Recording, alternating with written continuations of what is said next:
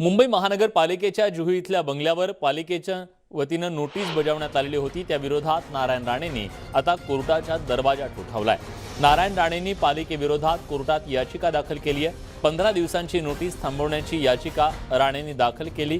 मुंबई उच्च न्यायालयात या प्रकरणी मंगळवारी आता सुनावणी होणार आहे।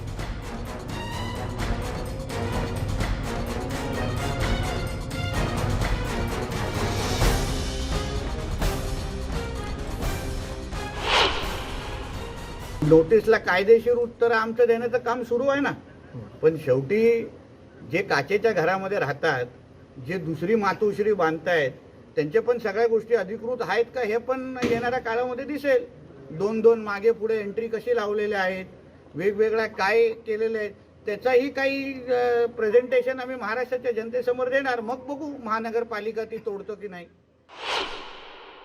उद्धव ठाकरेला घराच्या बाहेर काढा लवकर आणि आमच्या बरोबर मैदानात आणा। त्यांना घरात बसून आता त्यांना कंटाळा आला नसेल, पण आम्हाला मुख्यमंत्र्याला घरात बसून कंटाळा आलेला आहे।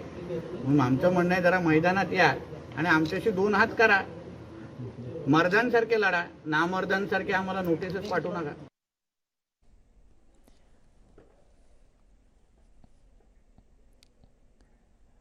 यानंतर बातम्या शिवजयंतीच्या। राज्यभरात आज शिवजयंतीचा उत्साह पाहायला मिळतोय।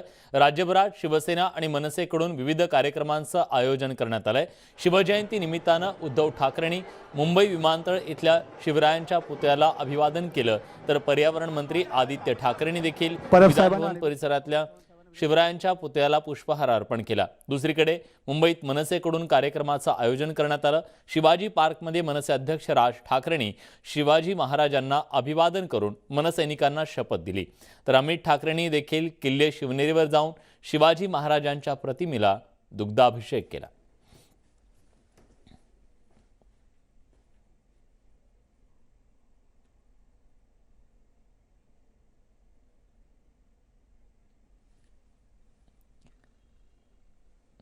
शिवजयंतीवरून महाविकास आघाडीमध्ये वाद निर्माण झाल्याचं चित्र आहे। राष्ट्रवादी काँग्रेसचे नेते अमोल मिटकरी यांनी शिवसेनेला टोला लगावलाय। 19 फेब्रुवारीला महाराजांची जयंती राज्यभरात साजरी झाली, मग आज साजरी का करायची?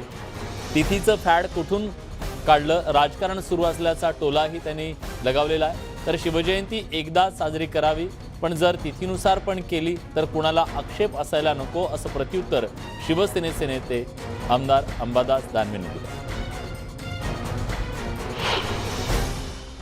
महात्मा ज्योतिराव फुले यांनी 19 फेब्रुवारी 1869 रोजी शिवजयंती साजरी केली आणि 2000 साली महाराष्ट्र शासनाने शिवजयंतीची अधिकृत तारीख घोषित केली 19 फेब्रुवारी।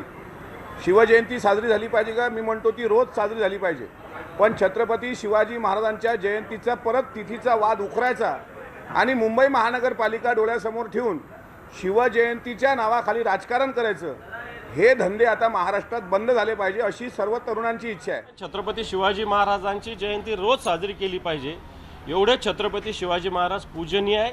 याची इच्छा ज्या दिवशी करायची असेल, तिथीने करायची असेल, तारखेची असेल, त्यांनी करायला काही हरकत नाही।